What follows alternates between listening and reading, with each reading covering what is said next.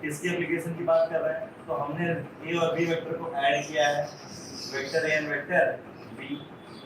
If magnitude of vector A is equals to magnitude of vector B, कोई मान लेता है वैल्यू बी है, इन दैट सिनेरियो जो रिजल्टेंट का मैग्नीट्यूड होगा सिंपली आर में लिख सकते हैं, वो हो जाएगा 2p cos theta by 2, where theta is angle between vector A and vector B। Theta जो हमारा है angle between vector A and vector B, ठीक है। एप्लीकेशन से क्या है, जैसे मान लीजिए एग्जांपल लेते हैं हम लोग, यहाँ पर एक मास है, ठीक है, यहाँ पर एक m मास है, ये हमारा m मास यहाँ पर राइट एंगल ट्रायंगल है, m मास यहाँ पर ऐसे प्लेस है रखा हुआ। राइट एंगल ट्रायंगल का डिस्टेंस l और l बदलेगा नहीं, तो सेम रहेगा। एप्लीकेशन देखिए कैसे यूज करें इसके सेंट्रॉइड पर। सेंट्रॉइड क्या होगा? सेंट्रॉइड ये कि अगर आपको सेंट्रॉइड वाला पॉइंट चाहिए तो इस वाले पॉइंट से सामने वाले साइड पर एक मिड पॉइंट को मैच कराएं। आपने सामने वाले साइड के मिड पॉइंट को मैच कराया, सेम आप यहाँ से भी करेंगे सामने वाले साइड पर, और सेम आप यहाँ से भी करेंगे इस वाले साइड से। ये जो पॉइंट हमारा कहलाता है सेंट्रॉइड, ठीक है। यहाँ पर एक मास है m नॉट, यहाँ पर एक मास है m नॉट। जब भी दो मास रखे होंगे तो आपस में अट्रैक्टिव फोर्स लगाते हैं। मान लीजिए अगर m और m नॉट ये r डिस्टेंस पे रखे हुए हैं, इनके बीच जो अट्रैक्टिव फोर्स लगता है वो लगता है g m not by r। ये एक्सप्रेशन में ध्यान रखना है, न्यूमेरिकल इसमें कैलकुलेशन नहीं होगा, हम वेक्टर की बात समझने के लिए आ रहा है। तो g m not by r square. अगर ध्यान से देखा जाए कि ये जो लेंथ है कितना होगा, ये टोटल लेंथ l है, ये टोटल लेंथ कितना है l है, अगर टोटल l होगा तो हमें ये लेंथ कितना मिलेगा, l/2 मिलेगा। हमें ये लेंथ क्यों फाइंड कर रहा है? क्योंकि हमें ये लेंथ और ये लेंथ चाहिए। अगर ध्यान से देखा जाए ये तीनों लेंथ क्या इक्वल ही है, ये तीनों लेंथ क्या है इक्वल ही है। अगर ये l/2 है तो हमें ये लेंथ चाहिए और ये लेंथ चाहिए। अगर ये राइट एंगल ट्रायंगल में अज्यूम करें, ये एंगल कितना होगा बताइए? ये इक्विलेटरल ट्रायंगल, अगर ये इक्विलेटरल ट्रायंगल है तो ये एंगल कितना है? ध्यान से, इक्विलेटरल का मतलब चार एंगल से होंगे, मतलब 60 60 60 30 बोल। अगर ये पूरा 60 है तो कितना हो जाएगा 30। हमें जो लेंथ चाहिए यहाँ पर लिख देते हैं, हमें चाहिए यहाँ पर ये नाम दे देते हैं इसको, और यहाँ पर इसको q नाम दे देते हैं, ठीक है। तो ट्रिग्नोमेट्रिक रेशो पता है आपको। इस राइट एंगल ट्रायंगल में हमारे पास क्या है, बेस है, परपेंडिकुलर चाहिए और हाइपोटेनस चाहिए। तो यहाँ तक हम अप्लाई करें तो cos 30 इक्वल टू क्या लिख सकते हैं, बेस अपॉन हाइपोटेनस, क्या l/2 divided bye q length. यहाँ से q क्या आ जाएगा, q equal to l/2 divided by cos 30, ठीक है। cos 30 की वैल्यू कितनी होती है, √3/2। यहाँ से कर देंगे 2 से 2 कैंसिल हो जाएगा, तो लेंथ क्या आ जाएगा l/√3। यानी जो q का लेंथ है ये लेंथ हमारे पास आएगा l/√3। p का लेंथ अगर देखा जाए ध्यान से तो थीटा के सामने वाला साइड क्या होता है, परपेंडिकुलर, बताया हमें। इसको अप्लाई अगर करें हम कॉन्सेप्ट sin 30 डिग्री इक्वल, एक बार है, एक बार आपने कैलकुलेट कर लिया, फिर हम डायरेक्ट आगे यूज करेंगे, ठीक है। cos 30 को सीधा जाए परपेंडिकुलर बाय हाइपोटेनस, नहीं हाँ tan कर लेते हैं, tan कर लेते हैं, tan 30 कर लेते हैं equal to perpendicular by base. tan 30 की वैल्यू कितनी, 1/√3। p हमें पता नहीं, और b कितना हमारे पास l/2। क्रॉस मल्टीप्लाई करेंगे तो परपेंडिकुलर लेंथ हमारे पास कितना आ जाएगा, l डिवाइडेड बाय 2/√3। अब ये लोग आगे ना इक्विलेटरल ट्रायंगल कई बार यूज करेंगे, हम सेंट्रॉइड कई बार यूज करेंगे। हमें डिस्टेंस बहुत जरूरी है जानना, ये वाला लेंथ ये भी p कहलाएगा, ये भी p कहलाएगा, ठीक है। ये p है तो ये भी p कहलाएगा और ये भी p कहलाएगा। यानी जो q का लेंथ होगा वो हमारे पास है l/√3, जब आपका इक्विलेटरल के साइड्स l लेंथ के होंगे, और जो p लेंथ हमारा आएगा ये आएगा l/2√3। अगर आप ध्यान से देखें तो q से p का रेशियो 2:1 का आएगा। आप डिवाइड करिएगा तो q से p का जो रेशियो है जब आप डिवाइड करेंगे तो सब कैंसिल हो जाएगा, 2 को फिर हो जाएगा, तो 2:1 का आएगा। एक बात और, इसे सॉल्व करते समय कई बार ऐसा हो सकता है कि कोई मैथमेटिकल ट्रांजिशन या कोई फिजिक्स के कॉन्सेप्ट का ट्रांजिशन आपको समझ में नहीं आया। अगर मान लीजिए क्लास में क्लियर करने बहुत अच्छा, अगर मान लीजिए घर पर जाकर याद आया कि नहीं पूछ पाए तो खुद से भी ट्राई करना है, खुद से भी पेन उठा के सॉल्व करें, ट्राई करें, ठीक है।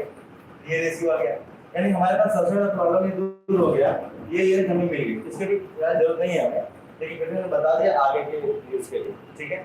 हमें जरूरत क्या है, हमें चाहिए net force at am not, net force at am not. Am not पर कौन कौन फोर्स लगाएगा, तो इस पर ये एम फोर्स लगाएगा अट्रैक्टिव, इस पर ये मतलब एम नॉट पर ये फोर्स लगाएगा अट्रैक्टिव अपनी तरफ, उसी तरह ये अपनी तरफ फोर्स लगाएगा। अगर हम ध्यान देखें, हमें यहाँ पे पॉइंट मार्क कर जहाँ पर एम नॉट प्रेजेंट है, आप ये बताइए एम नॉट जो अट्रैक्टिव फोर्स है इसका डायरेक्शन क्या अपवर्ड होगा, यानी इसको लिख सकते हैं क्या, एफ होगा क्या, और ये एफ मान लेते हैं कितना, फॉर्मूला सेम है वही G M naught by R square, R की जगह क्या हो जाएगा, ट्रू लेंथ हो जाएगा, क्यू स्क्वायर हो जाएगा, कोई दिक्कत। उसी तरह अगर मैं ये फोर्स मार्क करूं, ये वाला फोर्स, तो क्या ये भी सेम है क्या, जी M naught by Q square, तो मैग्नीट्यूड नहीं बदल रहा है, तो क्या ऐसे कर सकते हैं क्या, ये भी है और ये भी सेम आएगा, तो ये भी, क्या यहाँ से बात क्लियर है, ठीक है। यानी एक सिंगल पॉइंट पर, इस पॉइंट पर एम नॉट पर ये जो एम है अपनी तरफ फोर्स लगा रहा है, और उस फोर्स का मैग्नीट्यूड हो जाएगा हमारे पास, ये सारे एफ क्या हो जाएंगे हमारे पास, G M not divided by Q square, यही होगा ना। देखिए ये भी क्यू लेंथ है, ये भी क्यू लेंथ है, ये भी क्यू लेंथ है, मास एम नॉट तो बदल रहा है, तो फोर्स का मैग्नीट्यूड नहीं बदलेगा। आप हमें ये बताइए ये एंगल कितना है, क्या सोचिए, ये वाला 120, अब ध्यान देखें तो ये भी 30 होगा, ये ट्रायंगल बनेगा हमारा, अगर 30 30 60, ट्रायंगल का इंटीरियर 180, 60 ये वाला बचा 120, देन ये एंगल कितना 120, ये भी 120, क्या ये भी 120। फोर्स हमारा एक वेक्टर क्वांटिटी है, अगर एक ही पॉइंट पर 3 फोर्स लग रहा है, 3 फोर्स लग रहा है, हमें रिजल्टेंट फाइंड करना पड़ेगा, रिजल्टेंट फाइंड करना पड़ेगा। क्या अभी हमने ऐसा कोई तरीका सीखा है क्या कि 3 से रिजल्टेंट फाइंड करें, एक ट्रायंगुलर लॉ जो हमने फॉर्मूला लिखा था यहाँ पर, वो 2 ही वेक्टर के लिए था, 100 बेस पे डबल बेस पे ऐसे करके 2 ही वेक्टर के लिए था, और जो हमने सेम मैग्नीट्यूड का केस लिया था वो भी 2 वेक्टर के लिए था। हम क्या करेंगे, एट अ टाइम कोई 2 वेक्टर लेंगे, एट अ टाइम कोई 2 वेक्टर लेंगे। आप कौन सा लेना चाहेंगे, ये वाला, ये वाला, ये वाला, आप जो लेना चाहेंगे, कोई भी कोई फर्क तो पड़ता नहीं है, तो कहने का मतलब ये है। अगर मान लीजिए हम ये वाला फोर्स लेते हैं, ये दोनों फोर्स लेते हैं, क्या दोनों का मैग्नीट्यूड सेम है, मैग्नीट्यूड सेम है। अगर दोनों का मैग्नीट्यूड सेम है और उनके बीच में अगर 120 तो रिजल्टेंट क्या होता है, लिखे हैं आप देख लीजिए, क्या सेम होता है, रिजल्टेंट दोनों मैग्नीट्यूड p था और एंगल 120 था, तो रिजल्टेंट सिर्फ p ही था, आप लिखे हैं वहां पर, यहीं पर यूज होते हैं उस प्रकार से, बस समझे। अगर हम फिर वो अप्लाई करते हैं फॉर्मूला, थोड़ा सा एक कुछ स्टेप बढ़ जाएगा, यहाँ पर क्या हो जाएगा, आप दूसरा जो रिजल्टेंट का डायरेक्शन क्या होता है, एंगल बाइसेक्टर पे होता है, मतलब अगर ये 120 है तो रिजल्टेंट कैसे जा रहा होगा, 60 डिग्री बनाते हुए रिजल्टेंट कुछ ऐसे जा रहा है, ठीक। और इसकी वैल्यू कितनी होगी, रिजल्टेंट की वैल्यू कितनी होगी, ये भी f के बराबर। क्या बात समझ आ गया, जब आपने इन दोनों का रिजल्टेंट लिख दिया तो ये इनइफेक्टिव होगा, अब इनका कोई रोल नहीं, बात समझ गए ना।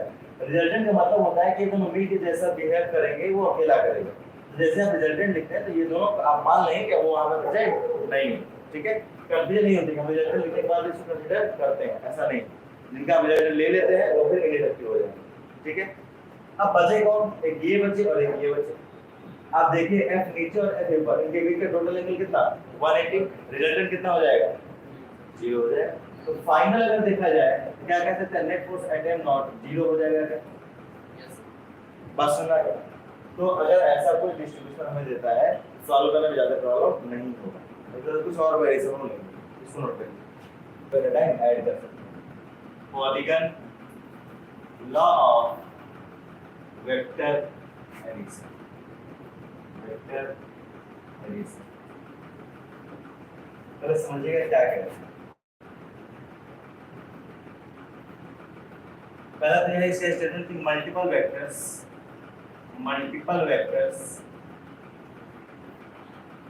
can be added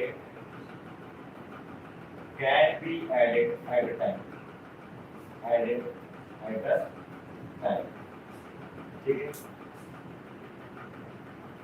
अब एक एग्जांपल लेते हैं, उसको सॉल्व किया जाएगा। जैसे मान लीजिए हमारे पास मल्टीपल वेक्टर में एक वेक्टर ये रहा 10 मीटर, वेक्टर ए है जिसका मैग्नीट्यूड है 10 मीटर। दूसरा वेक्टर हमारे पास है वेक्टर बी जिसका मैग्नीट्यूड है भी है 10 मीटर, 10 मीटर इसको साइन नहीं लगा है, बस मैग्नीट्यूड। ये हमारे पास जो एंगल दिया हुआ है हॉरिजॉन्टल से 60 डिग्री दिया हुआ है, जो भी एंगल दिया है हॉरिजॉन्टल दिया हुआ है, ठीक है। नेक्स्ट हमारे पास एक वेक्टर सी, वेक्टर सी, और इसका मैग्नीट्यूड हमारे पास दिया है 10 मीटर, और इसका भी जो एंगल हमें दिया गया हॉरिजॉन्टल से दिया गया कह रहे हैं 120 डिग्री। ऐसा नहीं कि सिर्फ हॉरिजॉन्टल से एंगल लेंगे, एंगल कैसा भी वेरिएशन हो सकता है, हमें हॉरिजॉन्टल से ही लेना है। तो पहला एग्जांपल है जिसका हम हॉरिजॉन्टल से लेकर बता रहे हैं, ठीक है। अब अगर इन सबको ऐड करना है तो इनका जो रिजल्टेंट होगा उसको हम लिखते हैं vector A plus vector B plus vector C. क्या है, तीन वेक्टर को एक साथ ऐड कर रहे हैं। तो रिजल्टेंट को जो हम ड्रॉ करते हैं ना, वो इनिशियल टू फाइनल एक वेक्टर सिंगल वेक्टर होता है, ये हमारा रिजल्टेंट। ये तो डायग्राम में हमने दिखा कि हमारा रिजल्टेंट क्या है, इनिशियल से फाइनल एक सिंगल वेक्टर ड्रॉ करते हैं, वही हमारा रिजल्टेंट हो गया। तरीका समझेंगे इसको क्या है। सबसे पहले तो क्या होगा कि वेक्टर्स जो हमारे एबीसी वेक्टर है, vectors are aligned such that कैसे अलाइन हुए हैं, their head and tail are matched. जैसे एरो हेड कहलाता है, जो एरो नहीं वो टेल कहलाता है। Such that their head and tail are matched, ठीक है। रिजल्टेंट के बारे में क्या कहानी है, तो रिजल्टेंट वेक्टर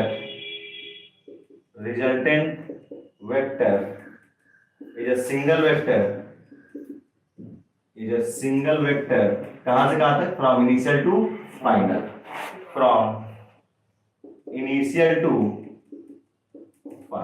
ये तो इंट्रोडक्शन था हमारा, ठीक। की यहाँ पर सॉल्व करने का ये देखिए फर्स्ट वन, आपको सारे वेक्टर अलग अलग बने हुए हैं और हमें पता है वेक्टर को पैरेलली शिफ्ट किया जा सकता है। जैसे इसी वेक्टर को, जैसे मान लीजिए एरो है हमारे पास, तो मैं इस वेक्टर को पैरेलली शिफ्ट करके यहाँ पर ला सकता हूँ, इस वेक्टर को पैरेलल शिफ्ट करके लाकर यहाँ पर ला सकता हूँ। क्या करेंगे कि make all vectors coinitial, make all vectors की है, कैसे सॉल्व करेंगे, make all vectors coinitial. First point हो गया।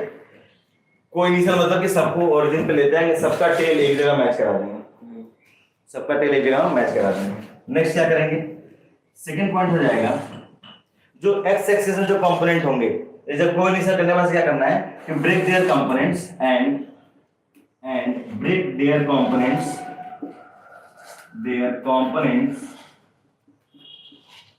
components along x axis and y axis। अभी लैंग्वेज में लिखे हैं कुछ समझ में आ रहा होगा, ठीक है, नहीं तो कोई दिक्कत नहीं। इसके बाद से जो x एक्सिस y एक्सिस में जो रिजल्टेंट वेक्टर हमारे पास आएगा, बस x एक्सिस में जितने कंपोनेंट होंगे उसका समेशन कर देंगे। मान लेते हैं ax कुछ कंपोनेंट होगा, x एक्सिस में तो i के प्लस y एक्सिस में ay होगा तो j के। ज्यादा अच्छे समझ न्यूमेरिकल से आएगा, जो हमने एग्जांपल दिया हुआ है। ये बस समझाने के लिए, एक बार आप समझ जाएंगे ना फिर दोबारा इसको पढ़ेंगे समझ में आएगा क्या क्या है। एक बार नोट करिए फिर इसको सॉल्व करें। सर क्या तीनों को अंडर रूट करके a + b + c ऐसे नहीं, इसका सबसे जैसे जानते हैं क्या है, इसको आप ब्रेक करके भी कर सकते हैं। दो रिजल्टेंट ले लीजिए, फिर जो रिजल्टेंट आया उन दोनों का रिजल्टेंट करिए, एक वो तरीका है। लेकिन सबसे बेस्ट तरीका ये रहेगा, सबको कोनिशियल बनाएंगे, कैसे बनाते हुए देखेंगे, सबको x एक्सिस और y एक्सिस को हम तोड़ेंगे, कैसे तोड़ेंगे वो भी देखेंगे, और फिर लास्ट में हम x एक्सिस का समेशन कर देंगे, y एक्सिस का समेशन करते हैं, हमारा रिजल्टेंट आ जाएगा। ठीक है, अभी उसी एग्जांपल को पहले इसको नोट कर लीजिए। सबसे पहले हम x और y एक्सिस बना लेते हैं। ये हो गया x एक्सिस और y एक्सिस, x एक्सिस और y एक्सिस। सारे वेक्टर्स को कोइनिशियल करना है। कोइनिशियल तो पहले इसको a वेक्टर को उठाते हैं यहाँ पर, और इसको टेल जो है ओरिजिन से लेकर आते हैं। कोई एक यहाँ पर हो गया, ये हो गया हमारा 10 मीटर। फर्स्ट ए वेक्टर है वो। अगर मैं बी वेक्टर को शिफ्ट करके इसके टेल के पास लेकर आऊं, क्या यहां पर लेकर आऊंगा? आया ना? तो ये भी कितना है 10 न्यूटन। एंगल कितना है हॉरिजॉन्टल से 60 डिग्री। ठीक, अब वेक्टर, अब इस वेक्टर को अगर मैं शिफ्ट करके यहां पर लेता हूं, कोई रीजन करना है, सबका टेल एक हो जाएगा, तो इसको मैं ऐसे बना दे रहा हूं। तो टोटल एंगल कितना होगा? यहां से लेकर 120 होगा। अगर ये पूरा 120 है तो ये कितना होगा? सर 30 ठीक है ना? 30 ये हो गया 10। हमारा पहला स्टेप क्या था कि सारे वेक्टर्स को एक्स एक्सिस और वाई एक्सिस में ब्रेक करें। अगर आप ध्यान से देखिए, ये ऑलरेडी एक्स एक्सिस में है, तो ब्रेक करने की इसको तो जरूरत नहीं। इसको अगर हम ब्रेक करें, आप इस वीडियो में देखिए कैसे ब्रेक कर रहे हैं हम लोग। फिलहाल यहाँ के लिए जान लीजिए कि जिससे थीटा लगा हुआ होता है, जैसे इसको ब्रेक करेंगे ना दो हिस्से में, एक हॉरिजॉन्टल और एक वर्टिकल। जब ब्रेक करने में इसका सिग्निफिकेंस नहीं रहेगा। ठीक, तो अगर मैं हॉरिजॉन्टल में लेकर आऊं, इसके पास cos हो जाएगा तो 10 cos 60 डिग्री, और इसका वर्टिकल लेकर जाऊंगा तो sin हो जाता है, तो ये हो जाएगा 10 sin 30। अब ये एलिमिनेट इनइफेक्टिव हो गया। अगर आपने इसको ब्रेक कर दिया ना, अब ये इफेक्टिव नहीं रहेगा। याद करेंगे जिससे थीटा लगा होगा उसको cos देंगे और उसके जस्ट परपेंडिकुलर वाला sin। ठीक, 30 देखिए आप, जिससे थीटा लगा है क्या दे देंगे इसको? cos देंगे। जिससे थीटा लगा है, थीटा y cos लगा है, cos दे देंगे तो ये हो जाएगा 10 cos 30। और थीटा जिससे नहीं लगा है क्या दे देंगे? sin। तो 10 sin 30। अब ब्रेक करने के बाद से ये भी इफेक्टिव नहीं रहा। अब देखा जाए हमारे पास सारे फोर्स जो है एक्स एक्सिस और वाई एक्सिस में आ चुके हैं। एक्स एक्सिस में ये दोनों पॉजिटिव एक्सिस में, नेगेटिव एक्सिस में। ये दोनों पॉजिटिव एक्सिस में, नेगेटिव वाई में कोई है ही नहीं। अब रिजल्टेंट लिखने का तरीका देखिए, रिजल्टेंट वेक्टर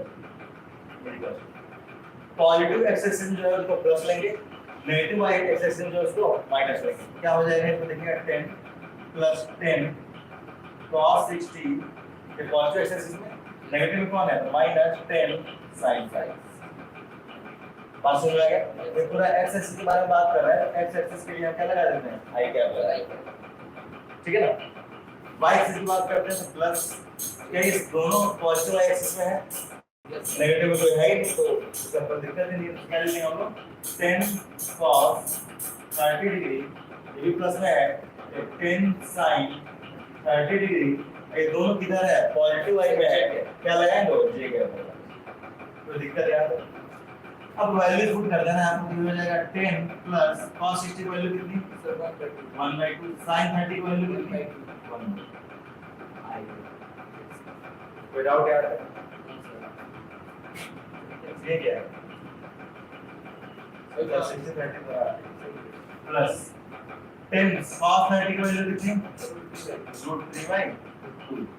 और sin 30 की वैल्यू कितनी? 1/2।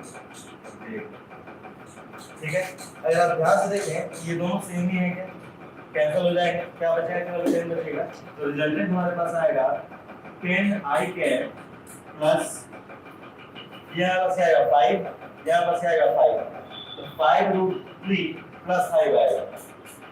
ठीक है ना? 5 कॉमन ले सकते हैं, क्या हो जाएगा? 5 ब्रैकेट में √3 + 1 होगा क्या? ठीक है, तो दिक्कत यानी उन तीनों वेक्टर का जो रिजल्टेंट आएगा वो ये आएगा वेक्टर के फॉर्म। अच्छा, अगर मैग्नीट्यूड बताना हो तो क्या कर देंगे? What is the magnitude of resultant vector? Simply क्या करना है? स्क्वायर रूट लगाना है, और i के कोएफिशिएंट का स्क्वायर है 10 का स्क्वायर प्लस j के कोएफिशिएंट का यानी 5/√3 + 1 का स्क्वायर। ठीक है ना? टफ है क्या? पॉलीगॉन कितना भी वहां दे दे, ब्रांच 3 4 5 जो दे दे, बस हमें जो यहाँ पे केयरफुल होकर काम करना है। उसके बाद से x एक्सिस से हमेशा y एक्सिस में x पॉजिटिव वाला पॉजिटिव लेंगे, x नेगेटिव वाला नेगेटिव ले लेंगे, y पॉजिटिव वाला पॉजिटिव ले लेंगे। और थीटा से परपेंडिकुलर जो होता है उस साइड। हां, जैसे ये 30 है, जिससे थीटा लगा है cos देंगे 10 cos 30, और फिर इसका परपेंडिकुलर इधर वेक्टर है उधर। जैसे कि मन में डाउट आता है ना कि सर परपेंडिकुलर बोले तो क्या इधर चले जाए क्या? ऐसा नहीं, जिधर वेक्टर है उधर परपेंडिकुलर। बात समझ में आया? कह सकता है ना?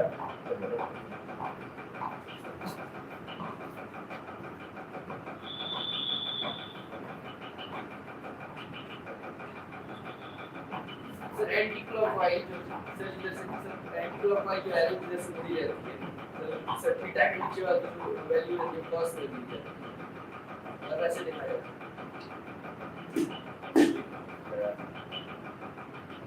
कुछ एरर हुआ है क्या?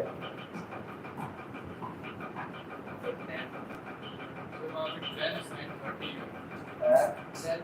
ये हाँ ये 60 जाएगा,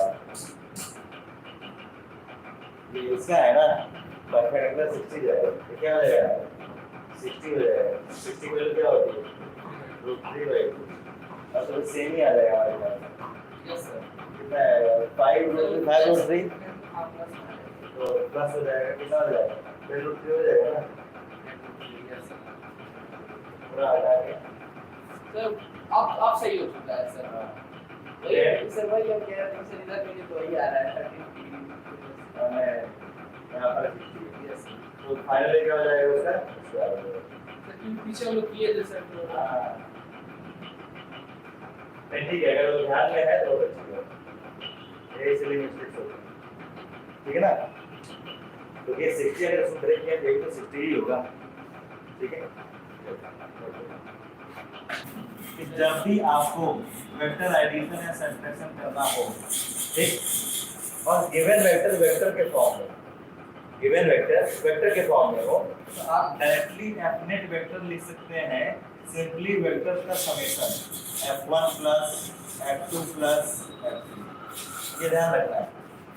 जैसे वो केस तब है जब वेक्टर का मैग्नीट्यूड दिया है, वेक्टर के बीच का एंगल थीटा दिया है, तब आप अंडर रूट में a square plus b square plus 2ab cos theta करें, लेकिन यहाँ पर ऐसा कुछ डेटा दिया नहीं। और दूसरी बात यह है कि वेक्टर में जो f1 f2 f3 है दैट वेक्टर्स के फॉर्म में दिए हैं, तो हमें ज़्यादा परेशान होने की जरूरत नहीं है, सिंपली इनको डायरेक्ट ऐड कर देना है। अब एफनेट ऐड करेंगे, मान लीजिए f1 हमारे पास है 3i का है माइनस 4j का है, और कभी भी वेक्टर के फॉर्म में दिया ना तो सबसे इजी क्वेश्चन, बहुत परेशान नहीं करते हैं। सर तो मैग्नीट्यूड निकाला है सर मैथ में फॉर्मूला होता है सर y1 -2 इससे निकाला अंडर रूट वो सेम ही कॉन्सेप्ट है। हम लोग क्या करते हैं, अंडर रूट करके कोएफिशिएंट का स्क्वायर तो करते हैं, प्लस करते हैं, अब फिर अंडर रूट कर देते हैं। सर फॉर्मूला 1/2 करके 1/2 करके सर दिखाएगा हम लोग क्या है, ठीक है। f2 क्या है हमारे पास -3i का है प्लस 4j का है, और लास्ट में क्या हो जाएगा, इसके पास अगर केवल k है इट मींस i और j क्या होगा 0 होगा, यानी अब मैं 0 i कैप कर देता हूं प्लस 0 j कैप, इसके पास k नहीं था तो 0 k कैप, इसके पास 5, सबको ऐड करना है तो +3 -3 क्या हो जाएगा 0, यानी 0 i कैप, -4 प्लस क्या हो जाएगा 0 j कैप, ये कितना आ जाएगा +10 ये होगा 5k + 5k 10k का। जो एफनेट वेक्टर हमारा आया है वो आ रहा है 10k का, हमसे पूछा क्या है डायरेक्शन ऑफ रिजल्टेंट फोर्स, ये क्या है मैग्नीट्यूड है और ये क्या है डायरेक्शन, ये क्या है डायरेक्शन। ये पॉजिटिव k कैप है या माइनस k कैप है, पॉजिटिव k कैप है, और k कैप की डायरेक्शन को रिप्रेजेंट करता है। अब एक्सिस हमने देखा था x एक्सिस को i कैप, y एक्सिस को j कैप और z एक्सिस को k कैप, ठीक है z एक्सिस को k कैप, अच्छा याद रखना है x एक्सिस को i कैप, y एक्सिस को j कैप और z एक्सिस को k कैप। अगर ये k कैप है तो क्या बोलेंगे, आंसर क्या हो जाएगा अलोंग z एक्सिस। बस समझ आ गया, टफ नहीं है, बस एक बार करना है, बस एक बार कर लेंगे घर पर डिवाइड कर लेंगे तो फिर ऐसे क्वेश्चन कर सकते हैं। सर फ्रंट डायरेक्शन नहीं जैसे क्या है ना सब 90 डिग्री पर है, x एक्सिस y एक्सिस और ये z एक्सिस, हां सब 90 डिग्री पर। ये सिंपल था डायरेक्ट हां इसमें जानते हैं प्रॉब्लम क्या है, एक्स्ट्रा हम लोग सोच देते हैं, बस यही गलती हो जाती है और कुछ नहीं। सर जब नेगेटिव के फॉर्म में दे तो सब हम अप्लाई करेंगे, अभी हम लोग करेंगे ये क्वेश्चन, ठीक है इसको नोट करना।